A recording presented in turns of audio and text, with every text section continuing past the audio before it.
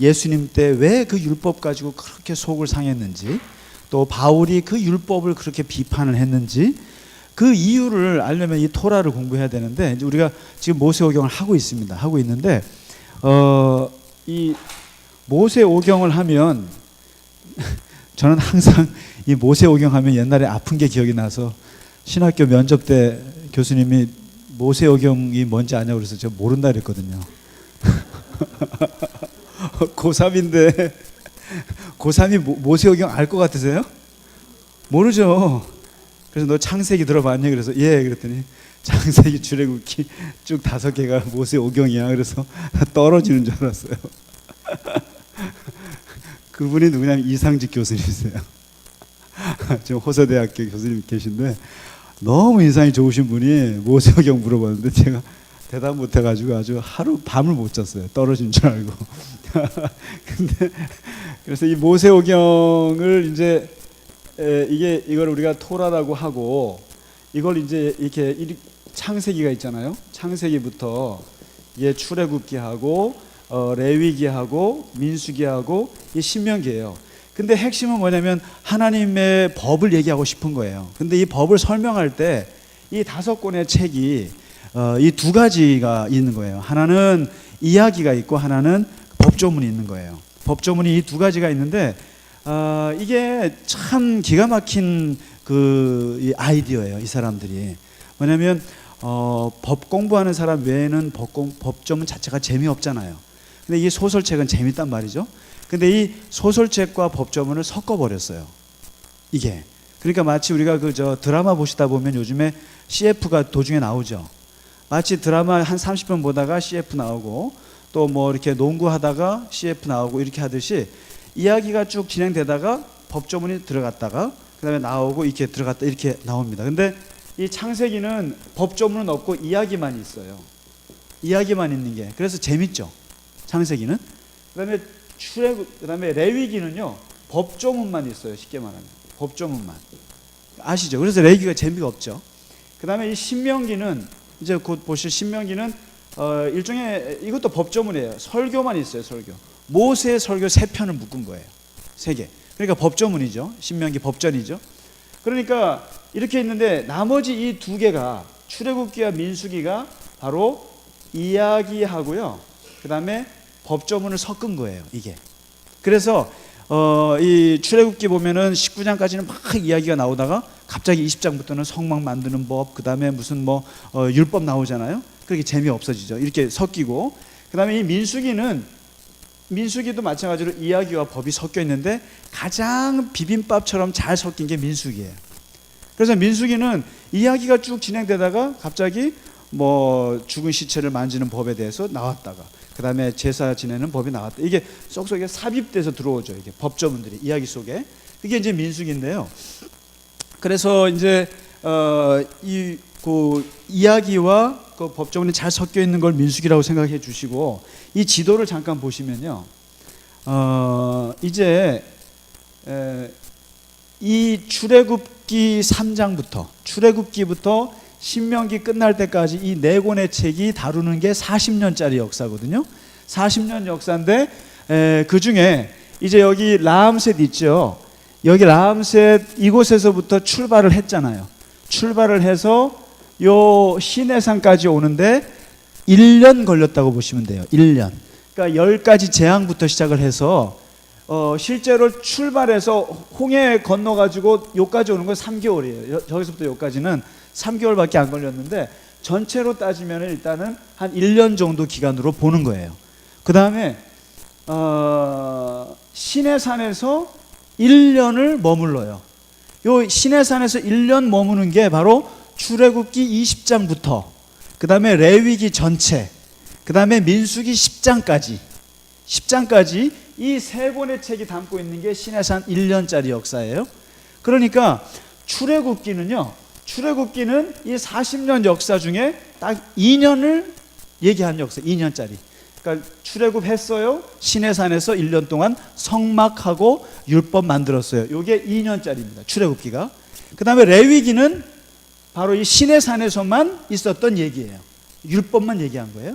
그 다음에 이제 민수기부터가, 민수기 10장까지가 이제 그 신의 산이 있고요. 11장부터, 이제 민수기 11장부터 2년 동안 있었던 역사를 마치고 이제 출발이에요. 이제 민수기 11장부터 출발하는데, 여기서부터 이제 출발해서 이 가나안까지 가기까지 38년의 역사를 담은 게 민수기입니다. 민수기. 아시겠죠? 그러니까 이제 이게 출애굽기는 2년짜리 책이고요. 민수기는 38년짜리 역사책인데, 이제 여기서 이제 출발해서 가는데 재밌어요. 이제 이게 원래는 40년이라고, 우리가 지금 보니까 40년인 거지, 자기들이 40년 계획한 건 아니었어요. 근데 출발할 때 이제 민수기 1장부터 10장까지가 뭐냐면 인구를 세는 거거든요. 사람 숫자를 세는데, 우리가 한 2년 동안 머물면서 불어난 숫자가 얼마나 될까. 그 다음에 이제 아시잖아요. 저 가나안 땅이 그냥 빈 땅이에요? 아니죠. 가서 다 싸워서 얻어야 될 땅이에요. 굉장히 부담이 큰 여행이에요. 근데 우리가 가서 싸울 수 있는 인원이 몇 명이나 될까 쉬어보니까 남자만 60만 명이 나와요. 지금 60만 명 나오고, 그 다음에 여자 아이까지 다 합해서 이제 140만 명이니까 이제 전체가 장정까지 합쳐서 200만 명의 숫자가 이제 파악이 됐어요. 10장까지 파악을 하고, 자 이제 이 인구 조사를 한 다음에 이제 출발합니다. 여기서 출발해서 이제 하세로를 거쳐서 이제 쭉 가는데, 바로 요 가데스 바네아, 저기가 아주 역사적인 장소예요. 저기가 어떤 장소냐면은 저기서 이제 저 가나안 땅에 한번 우리가 한 일주일 후에 들어가서 이제 점령을 해야 되는데, 저기가 어떤지 한번 조사를 해봐야 되지 않겠어요? 그래서 이제 각 지파별로 12명 아주 민첩하고 몸 빠르고 머리 좋은 특공대 출신 애들을 12명을 뽑아서, 이제 젊은 애들을 뽑아서 40일 동안 한번 정탐을 시켜요. 쫙 가서 스파이를 해봤는데 40일 후에 돌아와서 딱 보고를 했는데, 아시죠? 이게 기가 막힌 보고죠. 12대 10으로 갈라진 거예요, 이게. 그러니까 긍정보고 부정보고요. 다 같이 긍정보고 한 건 뭐냐면은 진짜 적과 꿀이 흐르는 땅이다, 괜찮은 땅이다, 이렇게 나온 거예요. 근데 문제는 저걸 점령할 수 있느냐라고 했더니 10명은 못한다. 10명은 못한다. 우리는 메뚜기 같아서 바로 잡아먹힌다, 이렇게 얘기했고, 두 사람은 아니다, 이길 수 있다. 근데 그 두 사람이 누군지 아시죠? 누군지 아세요? 네, 여시하고 갈시, 여호수아하고 갈렙, 이 두 사람은 할 수 있다, 이렇게 한 거죠. 근데 이 두 사람이 숫자에 밀려가지고 이게 이제 난리가 난 거예요. 그래서 이 백성들이 여기서 지금까지 2년 동안 출애굽해서 왔던 거에 최고의 원망을 여기서 합니다. 최고의 원망을 하는데, 어떤 원망을 하냐면 모세를 죽이려고까지 했어요. 죽이려고까지 하고, 우리 이제 죽었다. 그리고 여기서 뭐가 냐면 회귀 운동, 돌아가자, 이게 본격적으로 돌아가자, 가지 말고, 이런 것까지 나오면서 난리가 난 거예요. 이걸 보고 하나님이 결심한 게 두 가지예요, 여기서. 근데 이게 엄청난 얘기예요. 뭐냐면, 너네 해도 너무한다, 진짜로. 너희가 배가 고파서 원망할 때 내가 먹을 걸 주고, 물이 없어 원망하면 내가 다 그걸 기도로 듣고 내가 다 해줬단 말이죠. 그런데 지금 그 부정적인 보고를 듣고 못 들어가겠다고 원망하고 땅을 치고 이런 걸 보면서 하나님이 이 원망은 거의 정말 그야말로 저주의 일 원망 같다고 보시고는 두 가지 선언을 하세요. 그게 바로 뭐냐면,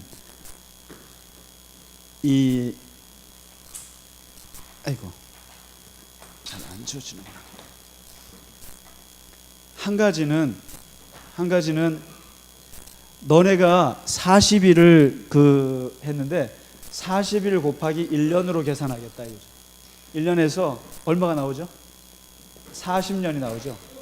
그래서 하루를 1년으로 계산해서 너희의 역사를 40년 지연시키겠다, 이렇게 얘기해요.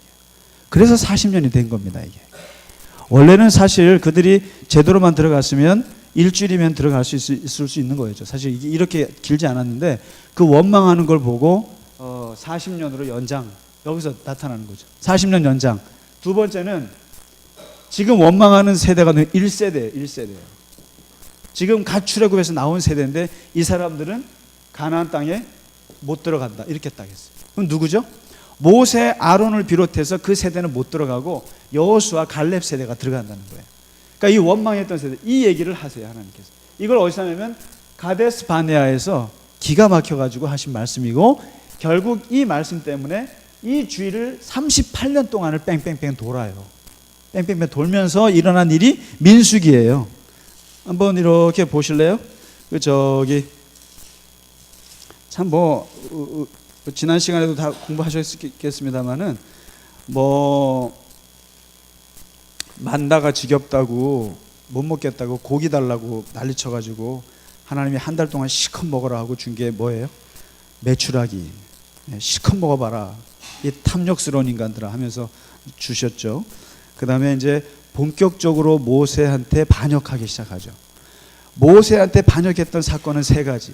가족들 반역, 고라라는 사람의 반역, 그 다음에 다른 12지파가 반역한 게 있었어요. 아주 체계적으로 반역을 하는데, 바로 집에서는 6살 누나 미리암이 반역하죠. 그 모세가 다른 구스 여인을 취했거든요. 근데 구스 여인을 십보라가 본부인이 있는데 취했는지, 본부인이 죽어서 재혼했는지 그건 몰라요. 근데 아무튼 여인을 취한 거 가지고 비난을 했는데, 그거는 명분이고 실제는 뭐냐면 너나 나나 똑같이 하나님의 자녀인데 왜 너는 리더고 나는 왜 아래냐, 이거 갖고 따졌어요. 평등 따져, 평등. 그다음에 이제 그 가족들이 그랬다가 그 미리암이 그렇게 따졌다가 문둥병이 오죠. 그렇게 되고, 그다음에 조금 고라라고 하는 사람, 아까 설교 때 말씀드렸지만은 고라라는 사람은 이게 재밌어요. 이 같은 레위 지파거든요. 레위 지파인데 레위 지파가 성직이에요, 일종의. 근데 이 모세가 레위 지파 출신이에요. 아론이 레위 지파예요. 근데 그 레위 지파 안에서도 차별이 있는 거예요. 예를 들면 모세의 형 아론은 제사장이에요. 그런데 고라 같은 레위 지파지만 이 사람들은 성막 청소예요. 성막을 지키는 사람들이고 그냥 주변에서 그냥 허접 같은 일을 한다고 생각했던 거예요. 그러니까 여기서 불만이 발생했죠. 그래서 이제 모세와 아론에게 대든 거죠. 똑같이 너나 나나 레위 족속인데 왜 너는 제사장 일을 하고 우리는 왜 성막에서 봉사하는 걸 하냐. 똑같이 하나님의 일인데 하면서 여기서 평등권을 주장했다가 그냥 땅이 꺼져서 그냥 죽임을 당하죠. 이게 고라 반역이고요. 그 다음에 이제 나머지 11지파가 또 이 레위 지파를 다 부러워해요. 그래가지고 그 나머지 11지파가 너네도 우리도 똑같이 하나님의 백성인데 왜 너네만 하나님의 거룩한 일을 하냐 하고 따졌다가 하나님이 그러면 너네 지파별로 지팡이 하나씩 가져와봐. 그래서 지팡이 하나씩 가져오고 다음날 싹이 나는 지파가 하나님이 택한 지파야라고 얘기를 했는데, 그 싹이 난 지팡이가 누구 지팡이죠? 아론의 지팡이죠. 레위 지파에서 싹이 나서 그 나머지 11지파를 확 눌러버린 그런 이야기가 이제 나오죠. 그러니까 이 안에서도 이제 막 갈등이 자꾸만 벗어나는 거예요. 그래서 이제 그 레위 지파라고 하는 것이 이 제사장 지파가 굉장히 프라이드가 세요, 이스라엘 사람들이. 그러니까 이제 모세로부터 내려왔다고 해가지고 아무튼 그런데 이거 가지고도 이제 이런 문제가 있었다라는 게, 이런 일을 겪고요, 막 반역을 하고, 그 다음에 이제 모세 실수도 하고 그러고 이런 일을 하다가 이게 38년을 갑니다. 이러다가 38년을 가면서 이스라엘 사람들이 점점점 강해지기 시작하는 거예요. 이제요. 옛날에 노예 근성이 없어지고요. 그 다음에 이제 옛날에 돌아가자 말도 이제 일절 안 하고, 그 다음에 이제 그 군대들도 이제 형성이 되고, 그 다음에 사람들이 이제 가나안 땅을 향해서 이제 계속 트레이닝이 됩니다. 되면서 이제 조직화되기 시작을 해요. 그래서 이제 거의 막바지에 이른 게 바로 오늘 22장입니다. 22장.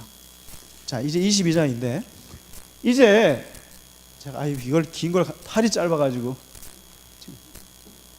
여기 어디로 가냐면 이 호르산에서 이제 다음 주에 이제 아론이 죽고요. 이렇게 해서 이제 저쪽 이스라엘은 저 요단강과 사해로 이어지는 여기로 갈라지잖아요. 근데 이 가나안 땅이 목적인데, 가나안 땅에 가는데 이렇게 들어간 것이 아니고 이렇게 해서 이쪽에 요르단 페트라 아시죠? 페트라 요르단이 있어요. 그쪽으로 우회해서 이쪽 저 모압 땅 있죠. 모압 평지 느보산. 느보산 저기서 마지막 모세가 죽는 곳인데 저기서 이쪽을 바라보면서 이제 쳐들어가는 거예요. 쳐들어가는 건데 이제 저까지 온 거예요. 느보산 모압 평지 이제 왕의 대로로 해가지고 올라가서 저쪽까지 지금 온 상태가 오늘 22장입니다. 22장인데 이게 이제 38년이 지난 광야 생활 다 마친데 이제 가나안 땅으로 들어가기 직전에 무슨 일이 생기냐면은 바로 올라가면서 보세요. 에돔 족속이 있고 모압 족속이 있고 아모리, 길라, 바산이 있죠. 근데 이제 이런 거예요. 이스라엘은 지금 저 사람들 저 살고 있는 족속들 길로 이제 가야 되는데 사람들이 살고 있잖아요. 근데 거기 어떻게 지나가겠어요? 어떻게 하면 지나갈 수 있을까요? 저기를. 목표는 가나안인데 이 사람들 지나가야 돼요. 그러면은 저 모압이나 바산이나 아모리 사람들이 그래요? 우리는 가나안 가신다고요? 잘 지나가세요. 이렇게 할 것 같으세요? 쉽게 말해서 일본이요. 도요토미 히데요시가 우리 명나라 칠 거니까 너네 좀 잠깐만 좀 길 좀 비켜줄래? 그러면 비켜주나요? 다 전쟁으로 알죠. 그러니까 이순신 장군이 가서 막지 않습니까? 똑같이 이스라엘이 이쪽으로 지나가 너네 안 칠 거야. 너네 싸우고 싶지 않아. 그래도 이 사람들은 못 믿죠. 그래서 이제 결국에는 저 바산이나 아모리를 쳐요. 치게 됩니다. 이스라엘이 쳐서 길을 터요. 터서 가는데 그 다음 가야 될 게 어디냐면은 모압이에요. 모압 땅으로 가서 이제 들어가는데 거기에 모압 왕이 이제 여기서 기가 막힌 거죠. 오늘 22장에 보시면은 너무 두려운 거죠. 너무 두려운 거죠. 벌써 아모리 쳤죠. 그다음에 바산 쳤죠. 그러니까 이제 우리도 이제 칠 거죠. 그러니까 이 이스라엘이라고 하는 나라가 40년 동안 이 광야에서 계속 가나안 땅을 오려고 계속 돌고 있는데 이게 굉장히 피곤한 거예요. 근데 이제 거의 자기네 땅까지 이제 오게 됐어요. 오게 됐는데 여기서 그 22장 5절에 한번 그 두려움이 나왔습니다. 22장 5절에. 왜냐면 모압 왕 이름이 뭐냐면 발락이에요. 발시입니다. 발시. 발락이라는 사람이 있는데 이 사람이 이 이스라엘을 보면서 이스라엘이 오는 게 지면을 덮었더라라는 말을 써요. 이게 원어에 보면 정확히 40년 전에 그 애굽 땅에서 메뚜기 재앙 때의 표현이 지금 이거예요. 메뚜기가 온 지면을 덮었더라. 이거가 지금 40년 후에 이스라엘 200만 명이 모압 평지를 덮은 걸 지금 이렇게 표현하는 거예요. 지면을 덮었더라. 이게 무슨 말이냐면은 40년 전에 그 메뚜기의 재앙처럼 지금 이스라엘 200만 명이 모압 평지에 눈앞에 있다고 하는 것은 모압 왕에게는 재앙이에요. 이거 엄청난 재앙이에요. 우리에게 있어서는. 이 지면에 덮은 이스라엘 사람들이 지금 몰려오고 있다는 거예요. 너무 무섭죠. 너무 두렵죠. 그래서 이 발락이라는 사람이 싸우기 전에 어떤 아이디어를 내냐면은 이 시대는 이 저주라고 하는 것이 엄청난 힘을 발휘하는 시대예요. 지금도 그렇습니다. 이게 저주라고. 이 정신적인 세계를 통제하는 방법을 찾았는데 이 시대에 바로 요 시대에 그 지역에서 가장 유명한 예언자가 하나 있습니다. 예언자가 있고 이거를 우리가 이제 좋게 말해서 예언자고요. 점술가입니다. 점술가가 있는데 이름이 성이 발씨고 이름이 람씨입니다. 발람. 그래서 이 두 발씨가 만났어요. 그래서 이 모압 왕 이름이 발락이고 이 예언자 점술가 이름이 발람인데 이 발람이 뭐로 유명하냐면 쉽게 말하면 우리가 이렇게 점쟁이들 유명한 때 보면은 잘 맞추면 유명한 거죠. 그리고 뭐가 다 특기가 있는데 이 사람은 뭐가 특기가 있냐면 이 사람이 저주하면 저주를 받고 이 사람이 축복을 하면 복을 받아요. 이렇게 명성이 알려진 거예요. 그리고 실제로 이 발람이라는 사람은 고고학으로 이렇게 조사를 해봤더니 그 시대 최고의 예언자였다라는 그 고고학 돌에 글씨가 나왔어요. 그러니까 실제 했던 인물이에요. 근데 이 사람을 발락이라고 하는 왕이 이 사람을 스카우트합니다. 이 사람이 스카우트 해가지고 이 사람을 이제 쓰는데 왜 스카우트하냐면 당신이 저 이스라엘 사람들은 200만 명을 한번 저주를 해줘라. 저주를 해주면 그 저주의 기가 꺾여서 아마 우리를 치지 못할 것이다. 이렇게 이제 해요. 그렇게 해서 이제 나오는데 7절부터 이제 보시면 여기서 오늘 이 발람 이야기는 사실 이제 세 차례, 이게 3자가 많이 나옵니다. 3자가. 이제 세 차례 이 발람이 하나님을 만나요. 하나님을 만나서 대면을 하는데, 일단 이제 발락이 말이죠. 발락이 그 장로들을 보내가지고 또 복채를 또 꽤 많이 담아가지고 부탁을 해요. 부탁을 해서 갑니다. 그랬더니 이제 1차 하나님과 대면을 합니다. 이 사람이. 여기서 이제 그 발람의 점술가의 특징이 몇 가지 나오는데, 첫 번째 특징이 뭐냐면 이 발람의 능력 중에 하나는 신접 능력이 뛰어난 사람이에요. 그러니까 자기는 하나님을 믿진 않지만 하나님과 신접할 수 있는 능력이 있어요. 그래서 이 장로들이 찾아와 가지고 우리한테 와서 이스라엘을 저주해 주세요라고 부탁하니까 잠깐만 기다리시오 하고는 신탁하러 올라갔어요. 올라가서는 그 하나님께 여쭈어봤어요. 그랬더니 하나님께서 오는 답이 뭐냐면 너 안 돼, 가지 마. 가면 너 죽어버려, 이렇게 한 거예요. 그러니까 가지 말라고 하니까 그 말을 그대로 듣고 발람이 그 장로들한테 하나님이 가지 말라고 했다 하고는 거절을 합니다. 그랬더니 두 번째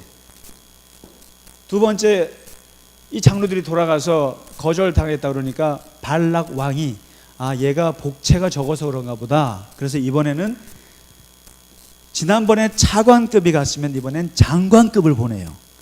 그 다음에 지난번에 1억을 줬으면 이번엔 10억을 가지고 왔어요. 이건 차이가 좀 다르죠. 10억을 가지고 가가지고 그 발람에게 다시 한번 요청을 해요. 당신에게 원하는 대로 다 줄 테니까 제발 저주 좀 해달라고. 그랬더니 이 발람이 거절을 해요. 하나님이 하지 말라고 그랬다고. 그렇다가는 살짝 잠깐 기다리라. 기다려 그러고 내가 다시 한번 여호와께 물어볼 테니까 조금만 기다리세요 하고는 물어보러 갔어요. 그랬더니 하나님이 뭐라 그러셨을까요? 두 번째 하나님이 가라 그랬어요. 가라. 이게 무슨 말이냐면요, 이미 발람이 돈에 눈이 멀었어요. 그래서 처음 하나님이 노라고 했으면 끝까지 노잖아요. 근데 두 번째 10억을 가져오고 장관급이 와서 부탁을 하니까 살짝 마음이 녹았어요. 녹아서 하나님이 가지 말라고 그랬지만 내가 다시 한번 물어볼게 하고 갈 때는 이미 탐욕에 눈이 멀었어요. 그래서 바로 이 두 번째, 이 발람의 특징이, 첫째는 심적 능력이 뛰어나고요. 두 번째는 돈을 굉장히 좋아하는 사람입니다. 돈. 원래 여러분 아시죠?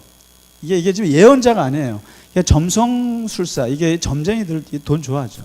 누구나 다, 우리도 돈 좋아하죠, 물론.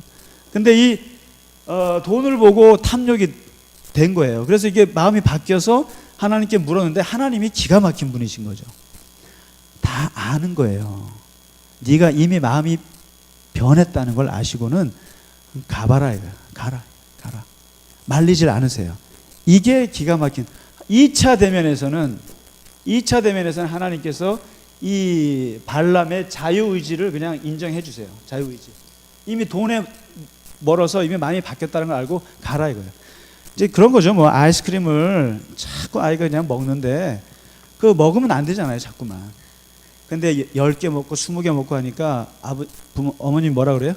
그래, 실컷 먹어라 그래. 먹어. 먹다가 네가 배탈이 나봐야 알지. 이런 거예요. 가라라고 하는 것이 그냥 그래 네가 존귀하니까 가, 이게 아니고 그래 한번 가봐. 가봐 어떻게 되나. 이렇게 해서 그냥 이제 허락을 해줘요. 두 번째. 그 다음에 이제 3차 대면이 기가 막힌 내용이에요. 3차 대면이 바로 이제 21절부터 22장 21절부터 35절까지 나오는 그 유명한 말하는 당나귀 이야기입니다. 이게 당나귀 이야기인데 아주 신기한 이솝우화 같은 이야기고 마치 무슨 해리포터 같은 이야기인데요. 이 3차 대면에서는 이제 하나님이 가라고 했으니까 발람이 가요. 평생 타던 나귀를 타고 이렇게 가는데 이 나귀 앞에 이제 여호와의 사자, 여호와의 천사가 나타나서 그것도 칼을 들고 무섭게 나타났어요. 무섭게 나타나고 나귀를 탁 앞에 막으니까 나귀가 살짝 피해서 어디로 가냐면은 포도원으로 들어가요. 포도밭으로 들어가는데 웃긴 게 포도밭의 양쪽에 담이 있는 거예요. 담이 있는 데다가 그 포도 가는데 이게 너무 좁은데 또 앞에 천사가 와서 칼을 들고 막 휘두르니까 이 나귀가 도망가려다가 어떻게 도망가지 못하고 양쪽으로 하다가 어떻게 하겠어요? 주인 허벅지를 그냥 담에다가 긁어버리죠. 긁어버리고 그 다음에 그렇게도 못 도망가니까 주저앉아 버렸어요. 주저앉아 버리니까 어떻게 하냐면은 이 발람이 그 몽둥이를 가지고 당나귀를 몇 대 때려요? 몇 대요? 오늘은 3이 중요하다고 얘기하지 않았나요? 3번 만나고 3번을 때려요. 3번을. 3-4번을. 후려칩니다. 후려치니까 이 후려 3대 맞고 3대를 맞으니까 당나귀가 입이 열려요. 입이 열립니다. 그러니까 방언이 터졌어요. 쉽게 말하면. 방언이 터졌는데 그래서 방언 받으려면 맞아야 되는 거 아닌가. 그래서 3번을 맞고 당나귀가 말이 터졌는데 사람의 말이 터졌는데 뭐라고 하냐면은 이런 말을 해요. 이제 보시면 되게 재밌어요. 그러니까 아니 왜 날 3번이나 때려요? 이래요. 날 왜 3번이나 때려요? 그리고 두 번째 그러니까 발람이 뭐라냐면 야 네가 거역하니까 때리지. 그리고 너 분명히 말하지만 너 내 손에 칼이 있었으면 넌 죽었어. 이런 말을 하지 말아야 될 말을 했어요. 그랬더니 이 나귀가 뭐라냐면 내가 평생 당신을 등에다 업고 다녔지만 지금까지 한 번도 내가 이렇게 난리를 치고 당신에게 이렇게 난리치는 버릇을 내가 해본 적이 있느냐? 없었지. 이상하다 이거죠. 그 순간 발람도 눈을 떠요. 눈을 뜨는데 무슨 눈이냐면 영의 눈을 떠요. 영의 눈을 뜨고 보니까 앞에 누가 있냐면 시뻘건 칼을 들고 자기 앞에 나타난 하나님의 천사를 보는 거예요. 그랬더니 하나님의 천사가 하는 말이 뭐냐면 너는 왜 저 나귀를 몇 번이나? 3번이나 때리냐 이거예요. 3번이나. 너는 성경에 나오는 최초의 동물학대 사건이야. 이런 거죠. 이건 완전히 동물학대 사건. 이 나귀를 때려. 왜 3번이나 때리냐? 그리고는 천사가 뭐라고 하냐면 발람한테 내가 왜 왔냐면 너가 너무너무 사악해서 그 사악한 길을 막으려고 왔다. 그게 뭐예요? 돈에 눈이 멀어가지고 하나님이 저주하지 말라고 했는데 저주하러 가려고 하는 그걸 하나님이 막으러 왔다는 거예요. 막으러 왔다. 그러면서 뭐라고 하는지 아세요? 만일 네가 나귀 때렸지. 나귀가 그나마 나를 피하지 않았다면 내 칼이 누구한테 갔어? 너를 3번 찔렀을 거야. 이렇게 해요. 이게 이제 이 발람의 가슴을 서늘하게 하는 말이에요. 너 만일에 나귀가 발버둥 치지 않았으면 내 칼이 너를 3번 찔러서 너를 죽여버렸을 거야. 내가 분명히 저주하지 말라고 그랬고 가지 말라고 했는데 너가 갔지. 근데 내가 결국 어떻게 돼? 내가 너를 저주하는 순간 넌 죽여버릴 거야. 이거를 이제 얘기하는 거예요. 그러니까 이 말을 들으니까 발람이 그냥 온몸이 오싹한 거죠. 온몸이 오싹했다가 이게 이제 내가 죽을 죄를 졌다고 빌어요. 무릎 꿇고. 그러면서 만일에 여호와께서 원하지 않으면 제가 돌아가겠습니다 하고 돌아가려고 하니까 하나님이 딱 잡아요. 아니 돌아가지 마.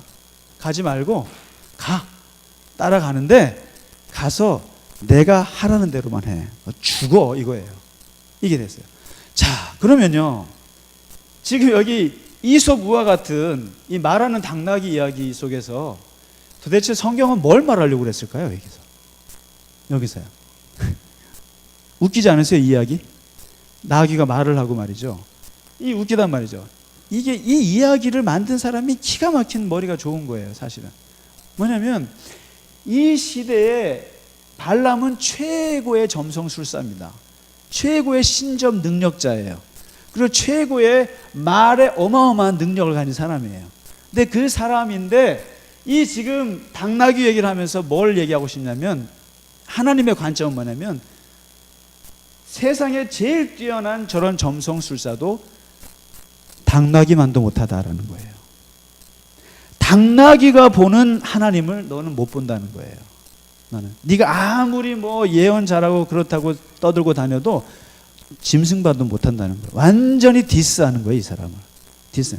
그러니까 이 사람이 유명할지 몰라도 그 시대에, 그러나 하나님의 눈에 볼 때는 개가 아니죠. 낙인마도 못한 영역을 가진 웃긴 인간이라는 거예요. 완전히 디스하고 무시해버리는 거죠. 그 다음에 이제 이스라엘을 저주했다가는 뭐 뼈도 못 치를 것 같은 그런 걸 이제 보여주는 거죠. 그래서 이야기를 이렇게 풀어갑니다. 자, 이 정도 이제 한번 하나님을 제대로 만나고 나서 이제 발락을 만나러 갔어요. 발락을 만나러 갔는데 그 만난 자리에서 발락은 발람을 어떻게 맞이했겠습니까? 이제는 쌍수를 들고 환영했겠죠. 근데 이제 이 발람은 발락 왕을 앞에서 완전히 의기소침해 있어요. 의기소침한 상태에서 뭐라고 말하냐면은, 내가 오기는 왔습니다마는, 내가 복채 10억을 받고 오기는 왔습니다마는 내가 무슨 말을 할지 모르겠습니다, 이렇게 얘기를 해요. 그리고 하나님이 내 입에 주시는 말 그것만 할 것 같아요 하고 얘기합니다. 그리고는 이제 상관없다 그러고는 이제 이 친구를 데리고 산으로 올라갑니다. 저 산 꼭대기에 올라가서 이스라엘 모압 평지에 있는 200만 명을 딱 보면서 거기다 이제 저주를 퍼붓기 시작해요. 저주를 퍼붓는데 오늘 23장 이 23장의 7절부터 진행되는 이것도 세 차례의 발람의 이 말, 이것을 이게 구약 성경이 말해주고 있는 복의 핵심을 말해줍니다. 이게 참 재밌어요. 이방인 선지자거든요. 이방 점성술사에 불과한 사람의 입에서 나오는 기가 막힌 축복이 세 마디의 축복이 나와요. 그게 이제 첫 번째 1차 축복입니다. 오늘 다 3세번인데 1차 축복이 나오는데 7절부터 10절까지의 1차 축복의 핵심은 뭐냐면 이겁니다. 이게 뭐냐면 하나님이 저주하지 않으신 자를 내가 어찌 저주하며 여호와께서 꾸짖지 않으신 자를 내가 어찌 꾸짖으랴. 이게 첫 번째. 이게 뭐냐면 하나님이 이스라엘 사람들을 저주하지 않으셨는데 나 같은 인간이 어떻게 이스라엘을 저주할 수 있느냐. 저주 못한다 이거죠. 요 얘기를 하고요. 그리고 이 1차 축복에서 말하는 그 축복의 아주 그 내용 중에 하나가 뭐냐면 바로 자손의 축복입니다. 자손의 축복. 왜냐하면 옛날 아브라함에게 하셨던 축복이 있었죠. 하나님이 세 가지 축복 기억하세요?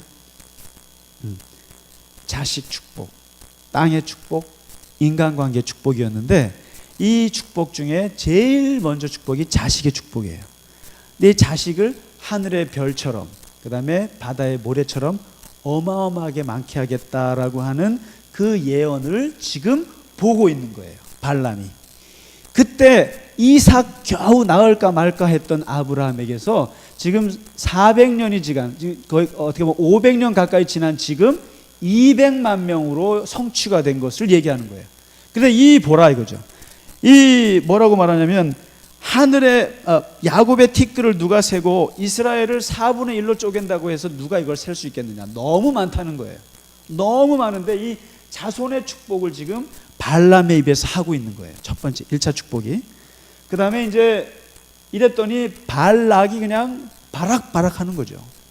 어떻게 저주하기로 해놓고 왜 축복하냐고 그랬더니 이제 화를 내. 네가 정신을 못 차려서 그래 하면은 두 번째 이제 다른 산봉우리로 올라갑니다. 쉽게 말하면 그런 거죠. 저 형제봉에 가서 서울을 저주했는데 네가 형제봉에서 보니까 너무 많이 보이니까 안 되겠어. 그래서 저기 인수봉이라는 게 있나요? 인수봉 같은 데 가가지고 거기서 보면 이스라엘이 조금 보이니까 거기서 저주하라고 2차 축복을 합니다. 그래서 2차로 하는데 저주를 하라 그랬더니 2차 축복에는 어떤 축복을 하냐면은 하나님은 말씀하신 바를 행하지 않으시는 분이 아니다. 한 번 축복은 영원한 축복이다. 이런 얘기를 해요.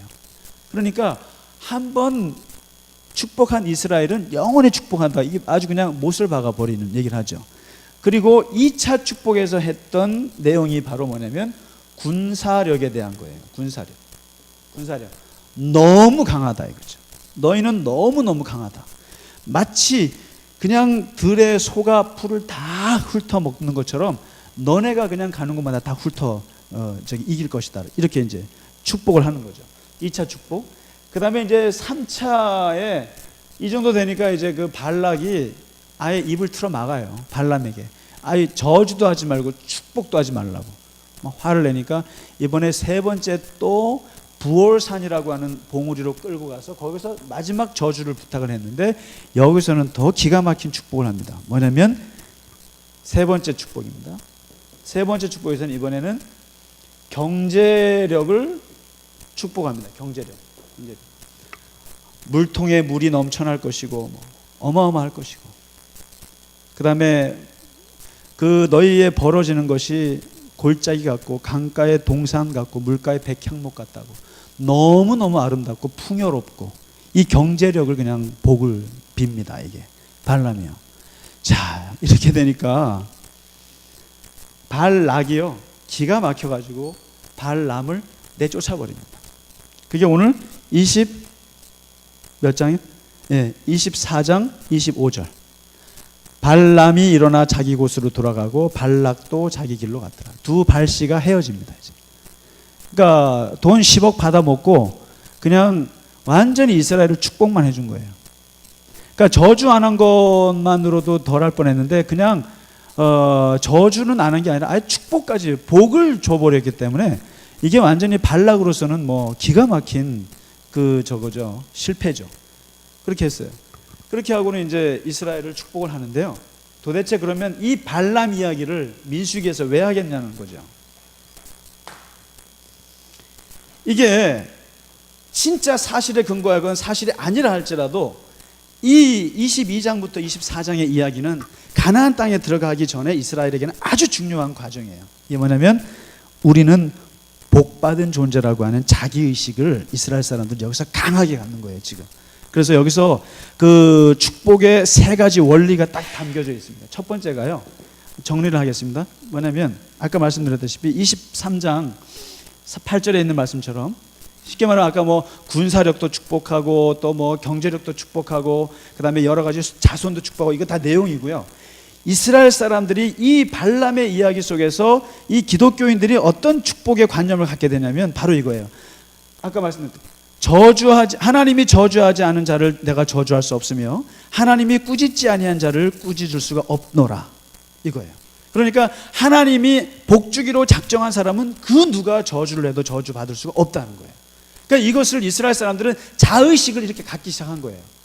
우리 주변에 다 강대국들이 몰려가지고 우리를 막고 있지만 우리를 저주하고 있죠. 그렇지만 우리는 하나님이 우리에게 저주하지 않으셨고 하나님이 우리를 복을 주셨기 때문에 그 누구도 우리를 저주할 권리와 특권과 힘이 없다라고 보는 거예요.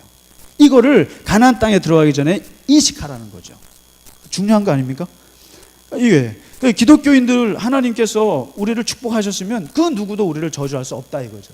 그러니까 이거를 일단 첫 번째 축복의 원리입니다. 하나님이 저주하지 않은 사람을 그 누구도 저주할 수 없노라 이겁니다. 이게 첫 번째 원리고요. 두 번째 원리가 뭐 어디에 나오냐면은 23장 20절이 나와요. 그게 뭐냐면 하나님은 그가 주신 복을 절대로 돌이키는 법이 없다. 절대로 돌이키는 법. 무서운 얘기죠. 그러니까 한 번 복을 주신 것은 영원한 복이라는 거예요. 이게 기독교의 구원관에 흐르고 있는 강력한 원칙이에요. 하나님은 한 번 구원하신 사람은 절대로 돌이키는 법이 없다는 거예요. 이게 그래서 무서운 거예요. 그래서 이 출애굽이라고 하는 것은 하나님은 절대로 애굽으로 돌아가질 않으세요. 이스라엘 사람들은 계속 돌아가려고 그랬지만 절대로 돌아가지 하나님이 그 자리에서 죽이면 죽였죠. 얼마나 많이 죽였는지 아시죠? 원망해가지고요. 그 자리에서 죽으면 죽었지 돌아가지는 않았어요. 하나님. 이게 구원도 똑같다는 거예요. 구원도 한번 하나님이 구원하시면 절대로 천국으로 갈 때까지는 절대로 돌아가지 않는다는 거죠. 얘들. 근데 이 복도 마찬가지라는 거예요. 복도 한 번 받은 복은 다시는 돌이키지 않으시고 그 말씀하신 바를 꼭 실행하신다. 이거를 이스라엘 사람들은 여기서 인식하고 가자는 거예요. 복에 대해서. 한 번 복 받은 것은 영원한 것이다. 이 복에 대한 복을 하나님께서 실행하신다. 이겁니다. 이거를 일단은 말하고 있는 거고요. 그 다음에 세 번째, 이 발람의 입에서 나온 것 중에 축복의 원리가 바로 24장 9절입니다. 9절인데 이게 뭐냐면 너를 축복하는 사람은 축복을 받을 것이고 너를 저주하는 사람은 저주를 받을 것이다. 이겁니다. 이스라엘 사람들은 자기 자신들을 그렇게 생각하기로 한 거예요.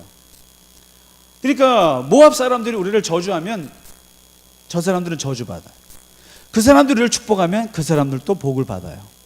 이거는 뭐 인간관계 축복의 최고의 수준인 거죠. 그러니까 뭐 직장에서 나를 욕하는 사람들은 다 잘려요. 할렐루야. 직장에서 그런 거라는 거죠. 나한테 잘해주는 사람은 다 잘 돼요. 이게 바로 아브라함에게 약속했던 그거예요.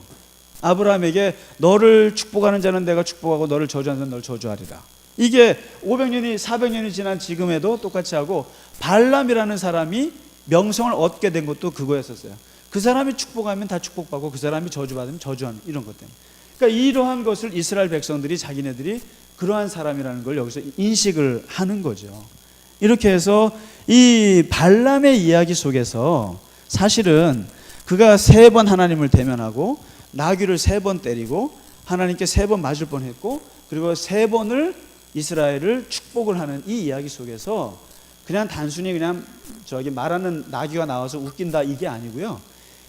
기독교인들이 어떻게 하나님의 복의 개념을 생각해야 될 것인가를 가장 잘 정리해 준 사건이 여기에요. 그러니까 이거죠. 하나님이 축복한 사람은 절대로 저주받을 수 없노라. 그리고 하나님의 복 주신 사람은 꼭 주신다. 그리고 우리를 축복하는 사람은 복을 받고 우리를 저주한 사람은 저주를 받는다 할 정도로 하나님이 우리를 배타적으로 지켜주신다. 그러니까 이러한 그 이스라엘 사람들의 자기 의식이 없이는 그 사람들은 그 광야에서 살아갈 수가 없는 거죠. 그래서 이걸 이제 이방 선지자 발람을 통해서 했는데, 자, 이 정도 되면은 발람이 굉장히 괜찮은 사람 같죠? 그렇잖아요? 발람이 굉장히 괜찮은 사람 같고 하나님을 축복하고 막 그런 것 같잖아요. 근데 그거 아닙니다. 이 사람 아주 나쁜 사람이에요. 입만 그렇게 그럴싸한 사람이고 실제로 이 사람이 25장에 엄청난 일을 저질러요. 그러니까 쉽게 말하면 그 10억 복채를 제가 볼 때는 아마 가지고 간 것 같아요. 하고 근데 이 사람이 25장에 하나님의 그 성화에 못 이겨서 할 수 없이 축복은 했지만 그 다음에 어떤 사건이 벌어지냐면 이스라엘 남자들이요 모압 여자들한테 반해가지고 홀가닥 문제가 생겼어요. 그래서 모압 여자들의 제사 지내는 곳에 참여해서 거기서 술 먹고 고기 먹고 막 그러면서 음란한 일을 하면서 거기서 연병이 생깁니다. 그게 무슨 병인지 모르겠습니다만 연병이 생겨서 24,000명이 죽는 사건이 터져요. 그걸 바알부올 사건이라고 합니다. 24,000명이 죽어나가는데 이 엄청난 연병 사건의 배후 조종자가 누구냐면 발람이었어요. 발람이 그 일을 저지릅니다. 그렇게 해서 앞부분에 보면은 굉장히 축복한 사람으로 보일지 몰라도 그러나 바알부올 사건을 배후 조종했던 사람이 이 발람이에요. 그러니까 아마 10억 복채 값을 한 것 같아요. 값이 한 것 같고 그리고 결국에 여호수아 13장에 가면은 발람이 이스라엘 사람들이 가나안 땅 들어가면서 르우벤 지파의 칼에 맞아서 죽습니다. 비참하게 죽는 걸로 끝나요. 그래서 오늘 발람. 그래서 이 발람은 신접 능력이 뛰어나고 그 다음에 돈을 굉장히 밝히는 사람이고 그 다음에 세 번째 특징이 뭐냐면은 신을 조종하고 자기 마음대로 어떻게 하는 사람이에요. 그리고 네 번째 윤리의식이 없는, 그러니까 예언자가 아니에요. 그러니까 점성술사에 불과한 사람인데 이 사람의 입에서 이스라엘을 축복하는 내용을 오늘 담고 있었다. 그래서 25장까지 이야기를 마치도록 하겠습니다. 예, 자 마치겠습니다. 예, 수고하셨습니다.